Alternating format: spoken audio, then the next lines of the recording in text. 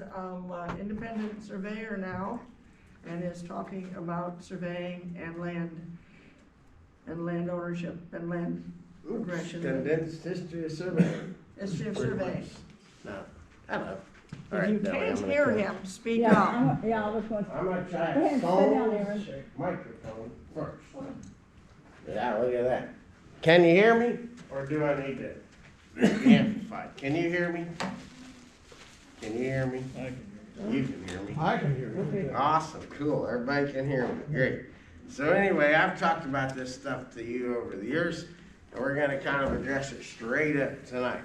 But you've never seen this presentation because this is the second time I'll ever give it. I was asked to give a short presentation on the history of surveying to this national conference in Lawrenceburg, Indiana, about 6 weeks ago. And another guy gave a talk about Ohio, another one about Kentucky, and a guy about Louisiana. Turns out Louisiana and Indiana kind of have some similarities. All right, anyway, condensed history of surveying in Indiana. This is what you would call, here's the Ohio River, and here is the Mississippi River. And do I need to stand kind of No, in one place? You're doing fine. Okay, great. Thank you. Anyway, the Ohio River and the Mississippi River and the lands north and west of the Ohio River and mostly east of the Mississippi is what we called in the early days of the USA the Northwest Territory. Now, if we're going to talk about surveying in Indiana, we got to start with the French, because the French were the first ones who came in and actually engaged in that kind of activity. And this is a map attributed to Claude Bernoulli from 1681. I'm going to zoom in on it and point out, here's Indiana, Lake Michigan, Ohio River, kind of, sort of, almost gets a Wabash. That's the only way. That's where we were. We were on the edge of the known world in 1681, but indeed, we were in the known world. Mid-1700s, the center of North America was dominated by France, and the eastern seaboard was British, and the southwest was Spanish. You know, they have a variety of forts. There were a whole lot more forts. France occupied this particular area. Well, you saw in 1681, they were already mapping down here that 1783, no, is that right? 1763, they pretty much bailed out.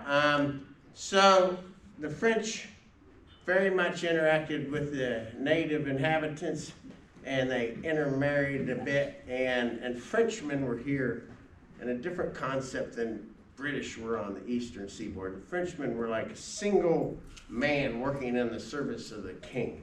Lots of French priests learned the language, and they were out to evangelize. Anyway, that's the French. But that didn't last all that long, it turns out, because the 7 Years' War in Europe, theater in that war, but the North America and the West Indies were the two non-European theaters. And anyway, France lost the 7 Years' War. Britain won. I thought my slide showed what went on in Europe, but it doesn't. In losing the 7 Years' War, France gave up its holdings in the center of North America, basically gave up its North American holdings, but it did keep its West Indian holdings because it was easier to maintain and it had a lucrative sugar cane trade. So they held on to the West Indies. So 1763, the Treaty of Paris, France cedes North America to Britain. Now, Britain's idea was to stay on the eastern seaboard. All of a sudden, Britain has all this new land. Here, look, they call it the province of Quebec.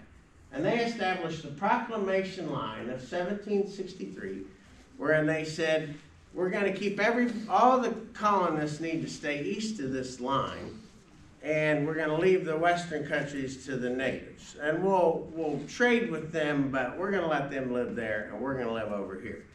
Their goal was to promote growth of cities along the eastern seaboard in order to create markets for exported goods from Britain. But the colonists didn't go for that. The colonists wanted to go west. So this proclamation line thing didn't hold that well. And then, of course, Britain taxed heavily to help pay for the war, because although they did beat France, they were pretty well broke at that point. It cost a lot. So that's where we get into a lot of taxation. That didn't go well, and you end up with the United States of America. So let's go back to the Northwest Territory. Here we are in Indiana in the Northwest Territory. This is a map out of a book I've told this group about called the Land Office Business. I've shown you this book.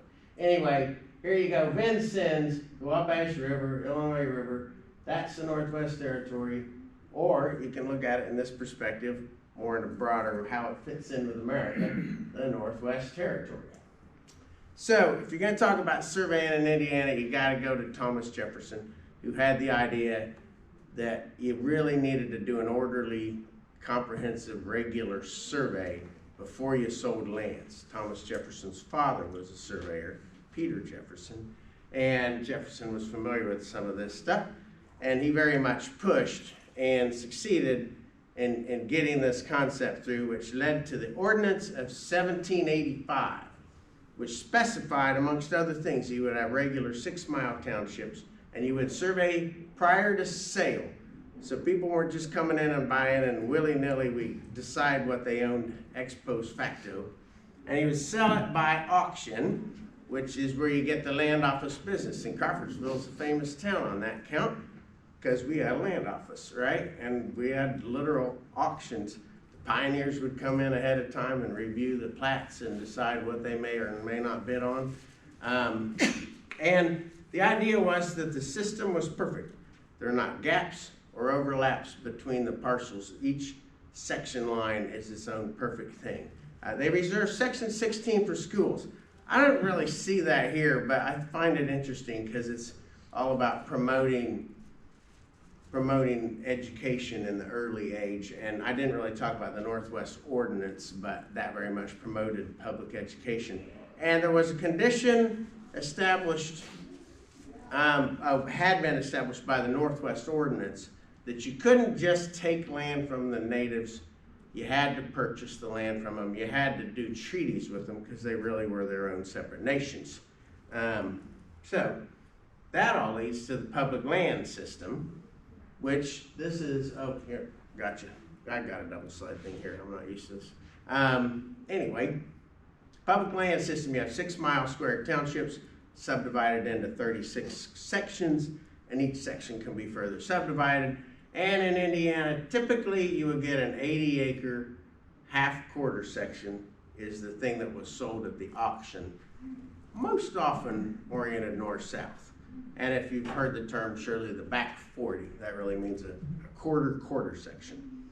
So anyway, here are the sections in a township as the system was laid out, at least as it happened here. And all the way across America, once you about hit Indiana, it has this kind of serpentine format. I'm intimately familiar with this set of numbers, and so help me, I'll never remember that section 15 is over 22.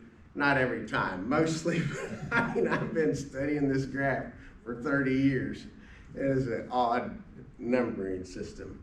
So that the federal government, when they came in, they actually surveyed it, and they set posts, 3-inch by 3-inch wood posts, or perhaps like a rock mound, but typically in this area they use wood posts, and they set them every half-mile on the perimeter of the section. So that each one of these is an independent spot that was set by the federal surveyors in Montgomery County between 1819 and I'd say 1824 maybe, Boone County between 1819 and 1829. And they didn't just set the post, they also measured off to a tree, a bearing tree.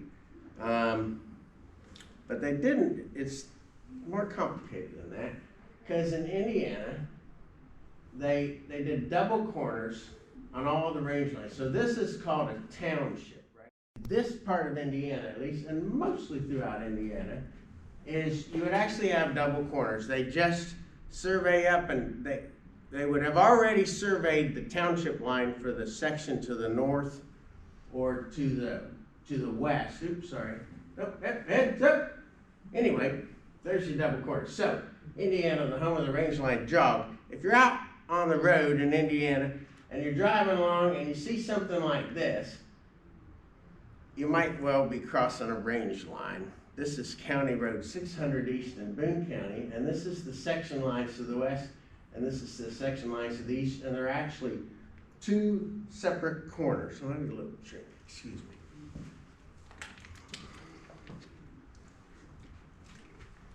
They don't line up. Huh? They don't line up. So what happened is, they surveyed the township line, and they came along in 1819, and they set this corner, and then they went on, and then they went back, then, here, let's go back. So they came along and they'd already surveyed this, and then they came in and started subdividing this like that. And then they go up that line, and then they get all the way over here, and they go up and over, and then like they get to here, go over there, set that corner, set this corner, and then just hit the line wherever they happen to hit the line. And they would reference, hit the line, 90 links or 150 links north of the post or south of the post. And at least in my work in Boone County, these are always trickier because there really are actually two corners. We got to get them to line up. So that's a pretty small jog. Here, this is on State Road 32 east of Lebanon. I think this is like County Road 600 and 650. Nope, not 600, couldn't be. 650 and 700, I don't know. Yeah, 650 and 700.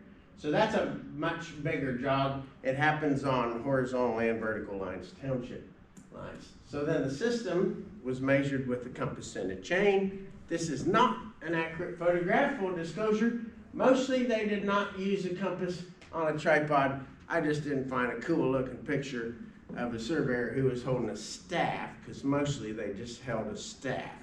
And they surveyed it, they just willy-nilly. I'll tell you about the administration system, but the surveyors who were working here in Indiana were under contract with the federal government, and they were paid by the mile, and they were in a damn big hurry. But they did an excellent job, at least in the areas I work, and I have studied them comprehensively in Boone County. They did a darn good job. So they'd use a chain, and they'd use chaining pins, and they'd stretch their chain and throw their pin down at every 33 feet, every half chain. And the guys with the compass mostly did it with a staff. So here's the Gunter's chain. This is a good picture of a chain because it shows you the handles, the links. This is a link. This is 0.66 of a foot. I multiply times 0.66 all the time because I have all sorts of distances I work with in chains or links in links. So that's a link, and then this shows that these are little markers to show where you are on the chain. So if you divided the chain into, they usually divide it into 4. There ought to be another one in there. Yeah, there's going to be another one over here. See that? So then a quarter of the chain would be a rod, right? 16.5 feet is a quarter of a chain, is a rod. A rod is also called a perch or a pole. They measured in Indiana in half chains 33 feet. They reported all their measurements in full chains, but they actually measured in half chains. And chaining pins, I swear I use them. I use them more to poke, but I might use them to measure with a tape measure. A little red and white surveyor pin. Use the same kind of thing. They were kind of weighted so they could throw them down. They would break chain if they hit a hill, right? They were trying to measure horizontally, and so if they're going downhill, they'd have to, and the 33 feet didn't work out, they'd have to break the chain and use the plumb bob and work their way down. The chain is kind of a perfect unit of measurement if you study on it. 10 square chains to an acre. So one chain by 10 chains is an acre. There are 80 chains in a mile, 40 chains in a half mile. A furlong is 10 chains. So an acre is a furlong by 1/10 of a furlong. Now my parents took a tour, an elder hostel tour once in England, and they were at some kind of at a manor house, and they were looking out, and my father reports to me, they're these kind of little furrows, these little these macro furrow things, and the guide explained to them that these were a furrow long by 1/10 of a furrow long. They were an acre, and basically that was what the peasant or serf, or however their social construct was. The person who didn't own the manor house had that particular furrow to plant their plants in. It goes to plant their garden, to grow their food. And so the chain is baked deep into English and American ways of surveying. And our system was laid out in chains, and I think of the system in chains when I'm working in it. Pretty cool. Anyway, they physically marked the lines, okay, when they surveyed. This is the most important picture I'm going to show you tonight. When they surveyed, they actually marked the section lines. They set posts at the corner. They measured off the bearing trees. But if their line crossed through a tree, they put a double hack mark, a horizontal, pretty deep double hack mark. Not every single little tree, kind of more, and they would reference to these trees. I understand they kind of go for more of a medium tree, like a big old tree. Maybe it wasn't going to hang around long enough to mark the line, but they marked the line, and then they set these vertical, much more shallow blazes to face the line. And the reason that's so important is because when the pioneers showed up and they got to their land, it was already surveyed, right? The first original settlers who came who bought the land from the government, there was a wood post with certain notches on the side and bearing trees, which had been marked with like an iron that they banged on, so they could figure out where they were. They had to probably trace their way down section lines, but the actual section line was marked. So one of the first things they did in a lot of cases is cut down the trees on the section line to make their common wagon road, right? And that's how the county road system ended up on the section lines. So if you go out in Montgomery County, you'll go to 600 North or 800 East, or, and I'm more familiar now with Boone County. In my work in Boone County, we look for the old rocks that mark the section corners. Well, the key to finding the section corners is finding the old wagon road. Where was that old wagon road? And so help me, after having dug hundreds of these section corners now and looking at all these wagon roads so carefully, they're now county roads, right? But it's just amazing how well the roads subtly hug right to the section lines. And that's because the original road was built right on the section line. And that is because the federal government had marked the whole flipping line, so they didn't have to survey from post to post. So here's a blaze. It's a much shallower mark than that, and that marks the facing, and this is a hack mark. This is all out of the BLM's official manual here. This is official federal stuff. This is showing the markings on a bearing tree. I don't think that they did that exact marking in Indiana. In fact, I'm sure they didn't. This is like from farther out west, but it's the idea. And you could chop into the bearing tree and find the mark.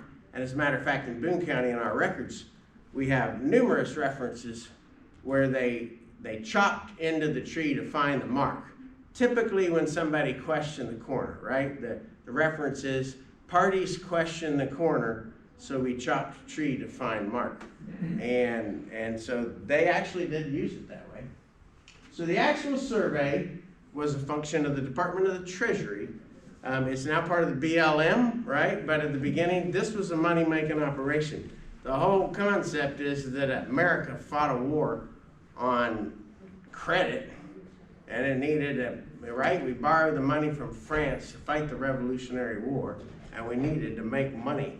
And so this is just a huge, massive land development project, really. Originally, there was the Geographer of the United States, but quickly you got the title of the Surveyor General.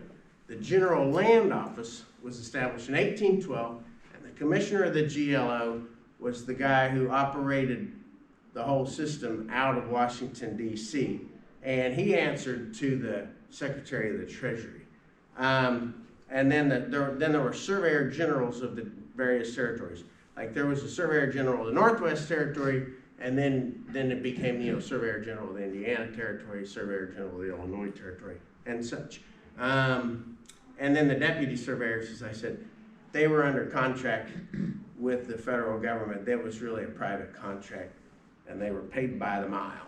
And it's amazing. It's just amazing what they did.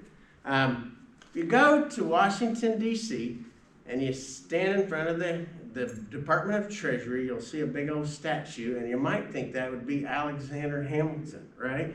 But no, it is Albert Gallatin. The system. He and Jared Mansfield, who I'll talk about in just a moment, they worked together, and basically, you know, you can put on paper, we're going to go out and lay this thing out, but what I showed you, they didn't have even figured out at the beginning, and it was a complicated matter. And Albert Gallatin put a tremendous amount of his professional effort as Secretary of Treasury into how do you survey, and a lot of his attention was paid to Indiana.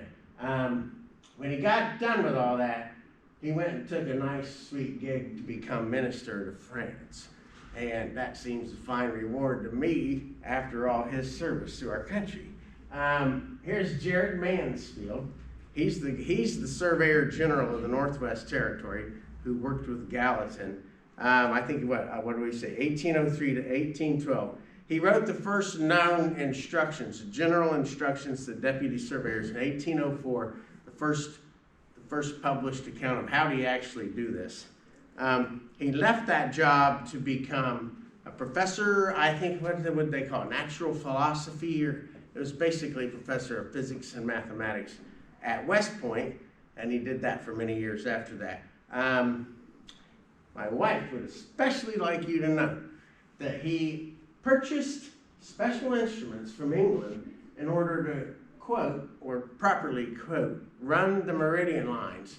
Now this particular sentence has got me fascinated because I'm just wondering, I don't know about exactly what happened when they ran the meridian lines, but anyway, Jared Mansfield's the guy who started that. In Indiana, here's a map of Indiana. This is a map made by Charles C. Royce, and this shows the system. Can we zoom in? Yeah, okay. This shows Indiana.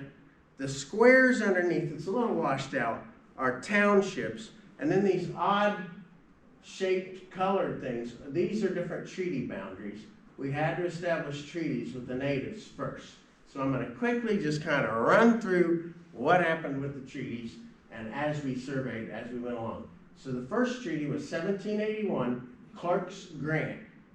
And now check this map. Here's a map of Clark's Grant. I'm going to go back.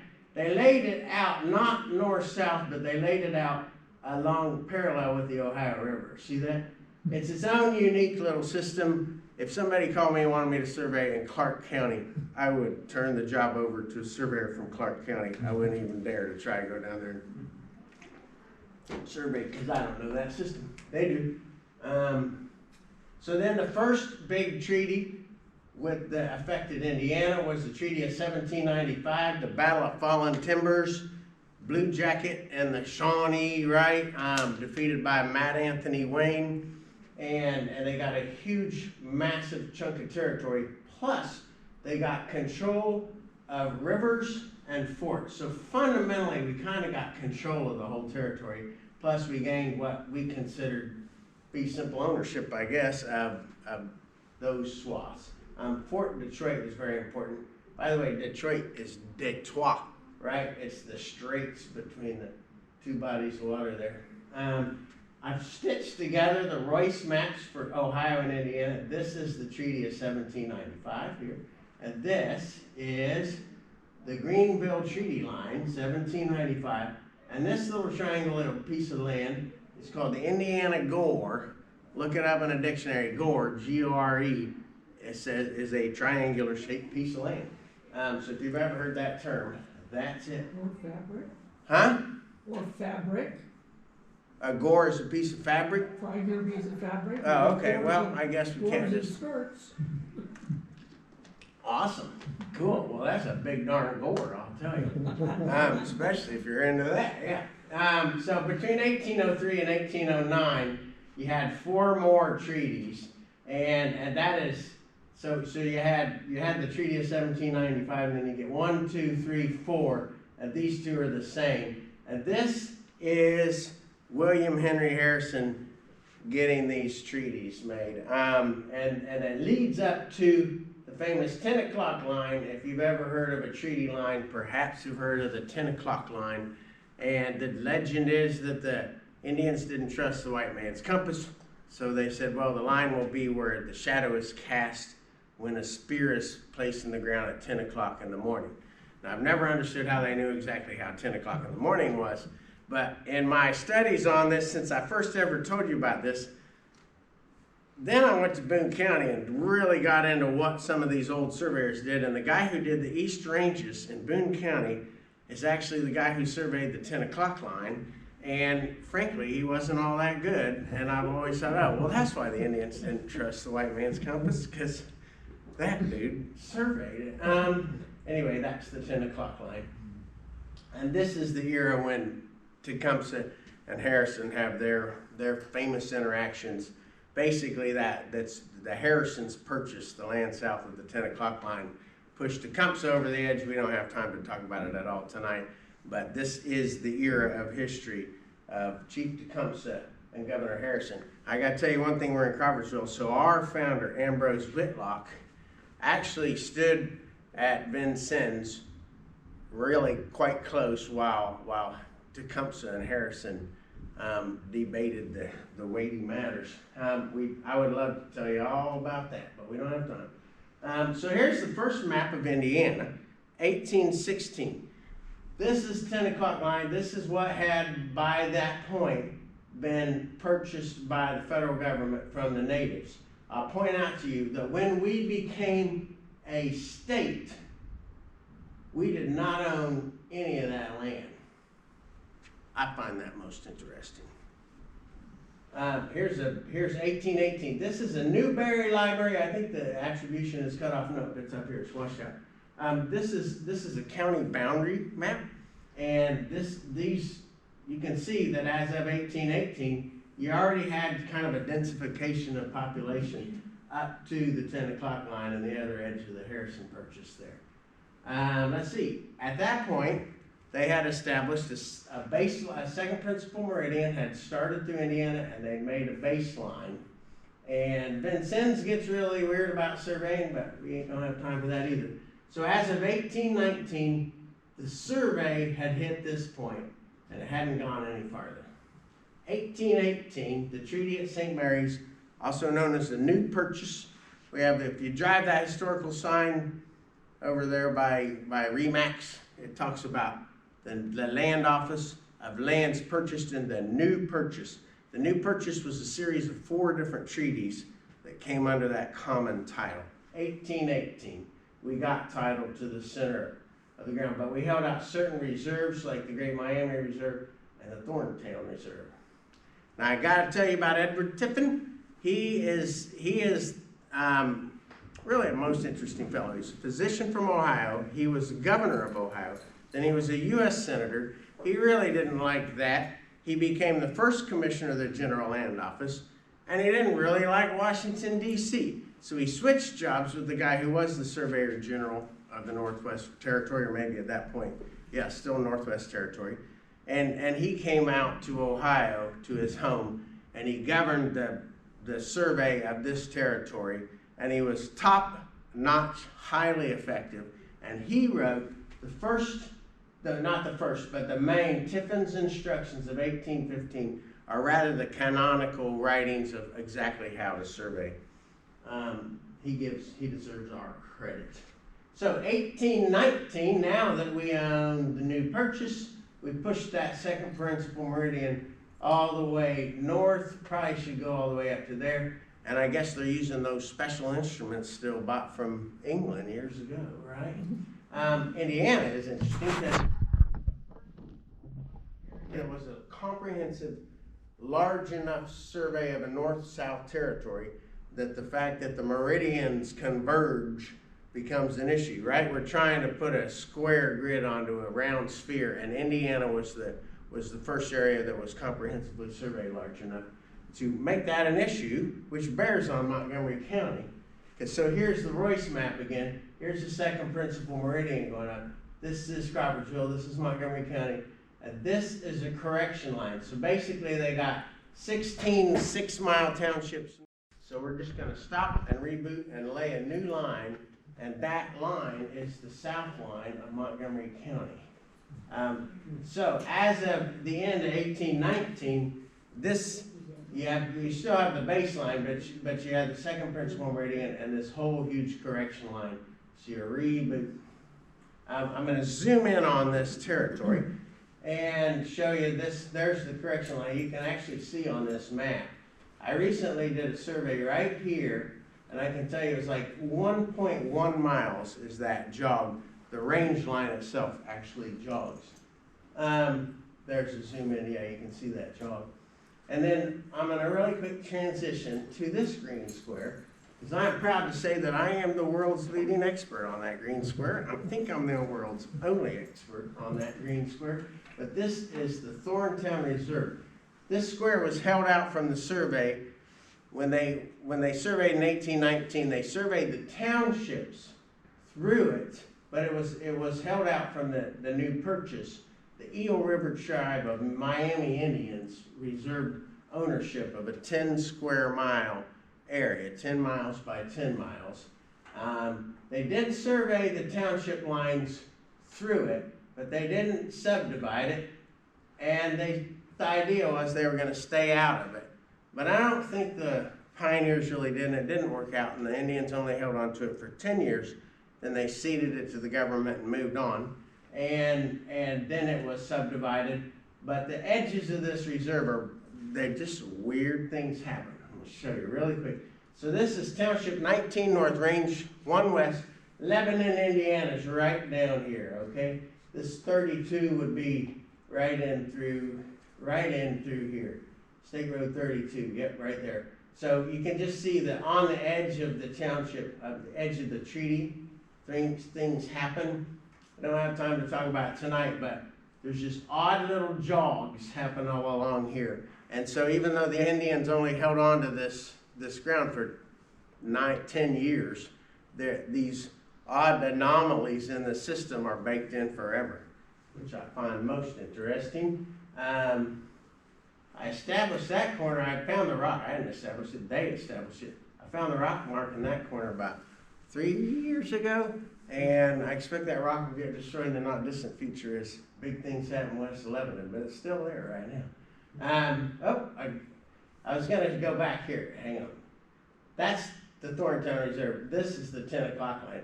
I'm also going to show you the plat for this part of Vermilion County where the 10 o'clock line crosses through, and you can see the same, Jimbo. There you go. Where you can see the 10 o'clock line running through there, and you can just see that all sorts of odd things happen, and they really do. I'm working on that right now too. And then on beyond 1819, you get numerous more treaties. We're going to zoom in on this part of the state up in here, and you just see all sorts of curious little partial territories.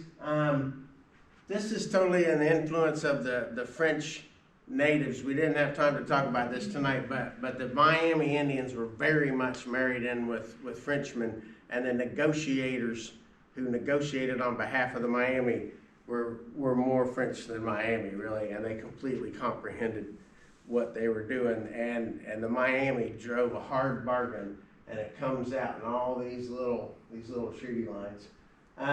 Eventually, this is kind of the fundamental system that happened. You have the second principal meridian. We added 2 more partial correction lines, and this piece here is the Great Miami Reserve. I think it was 1840. It was one of the last isolated pieces of native territory in this whole part of the country.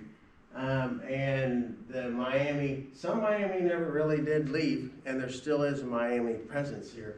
But in terms of surveys, that's kind of what she looks like, and I think that's it. So anyway, that's that.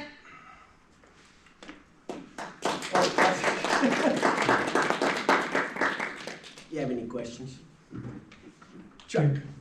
When they're surveying, somebody once told me that a river is declared navigable if they couldn't survey across it. I have never heard that, but that's might be something to that, not by current Indiana code.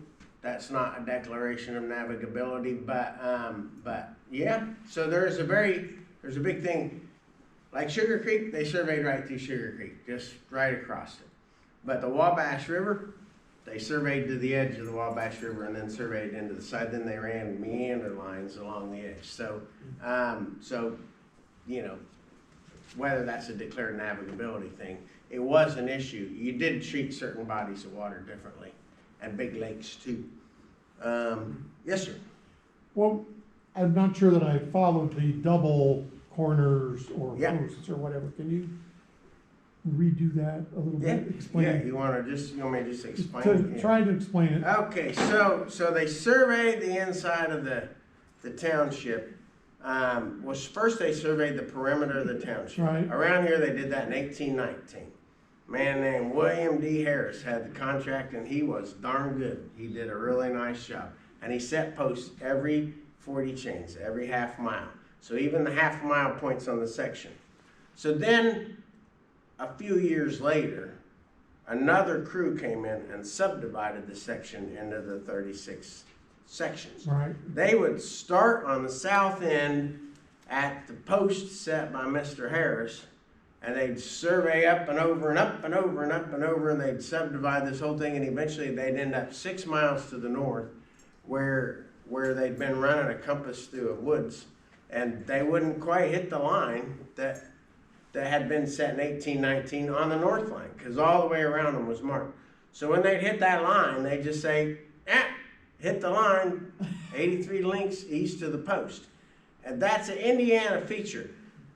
It happens in Illinois to some degree. It starts to happen less in Wisconsin, and I think it's just the east-west lines. I think just the range lines.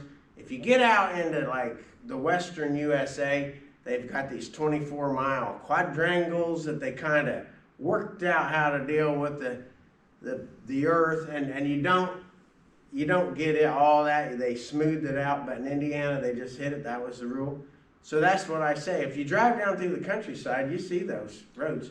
And if a road jogs, it doesn't necessarily mean it's on a range line, but it might be. So you're saying that there were posts set where they thought the corners were. No, there's a But, post. but then when they come up against an adjacent measurement and there was an error, instead of having one post there might be. I declare no errors at all, man. They just hit the line. They didn't, theoretically they should have hit it right there, but they were surveying with a compass through woods. Right. And they just hit it. They just hit the line where the other corner had already been established. And so you have what we call a standard corner and a closing corner, and they'd call out the distance between them and move on. And then the pioneers came along, followed those perfectly marked lines, and jogged the road along the. So the double posts is basically from the two different surveys or whatever. Yeah, One of them from said 1819. here, and then the second one comes along and says, it's not there, it's, Well, no, he says that corner's there, but it's, but this corner's over here. Yeah. okay. Now, yeah, that's pretty much it. But it wasn't their rule to bend the line in the last half Uh-huh. mile or something. So then, all along the irregular part of the township is the north and west quarter miles, and you got to be really careful if you're surveying in the northwest quarter of section 6, because it's almost certainly going to be oddly dimensioned. But that's how you get these. It's just literally then the pioneers saw those marked trees, cut down the trees on the line, made their roads right on the section lines, and those jogs still happen. They start to smooth out some. If you go down 231 and you take a right and you go by the airport on 400 South, and as soon as you get past the airport, the road jogs a little. That's a range line. That's exactly what happened there. And now that old wagon road went and then gradually we've smoothed it out a little. So sometimes the double corners are on either side, or sometimes you just have a hard, like I was showing you, intersections where they just don't line up. And that is totally a function of that. Now there might be other reasons of road jogs, but that's systematic. I always say, speaking of the range line, when we cross such a thing, but I tend to know where the range lines are. because I'm weird that way and I've been doing it for 30 years. Any other questions? Come on, Shannon, you got a question? I just think this, the preserve for the Miami, Yeah. that to me is fascinating, because, Bridgie something wrote a book. Bridgie, help me, what was what was her last name? Bridgie Hackstaff wrote a book. Bridgie Yep. Brailsford, yes. Brailsford. She wrote a fabulous book, and I just unearthed it ironically last week, and Oh, that okay. just, Here, I got a little tidbit. Kill the light for a moment, Deli, if you would, please. I'll show you an interesting thing about the reserves in history. So here you are, here's Indianapolis down here, and the Michigan Road, which is US 421, was a project by the federal government to promote settlement into Indiana, right? So it started, I'm not sure where it started down here, but it came up to Indianapolis, and then it had to go around this reserve because we didn't own that land. So instead of going straight north, it had to jog north and west, and they bought a corridor up through here. Oh, they bought 100-foot corridor on up through here, and then it ends up somewhere up in here. But if you go out of Indianapolis and you go north on Michigan Road, the house is kind of still a little cockeyed to the road, and everything's always a little cockeyed to Michigan Road because it runs at that particular angle because it's going from Indianapolis to just west of the southwest corner of the Great Reserve. And that's just another part of the hodgepodge way this developed is baked into our world.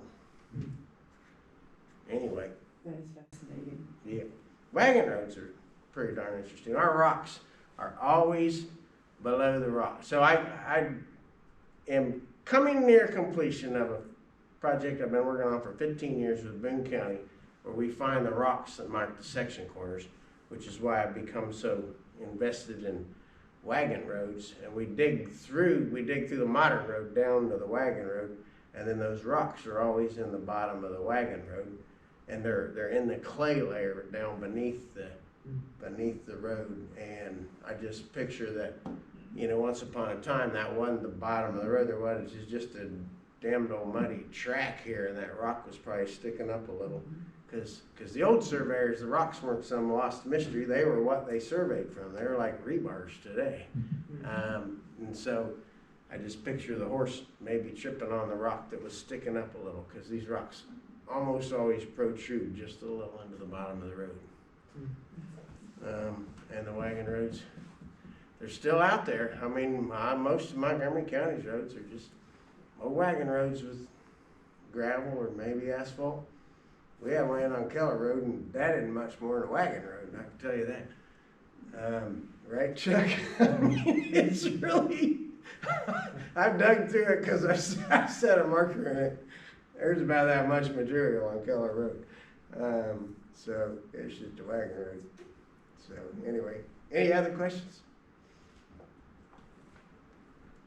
Awesome. Well, thank you for having me. Great job.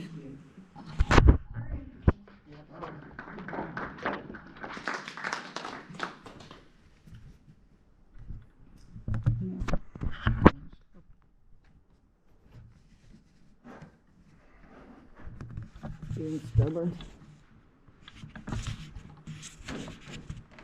So when I went to DC with my daughter, and I went to the Department of Treasury, and I saw the big statue, there's some construction, and we couldn't quite get close to it at first, and I was like, there's big Alexander Hamilton. Yeah, and then finally got the whatever construction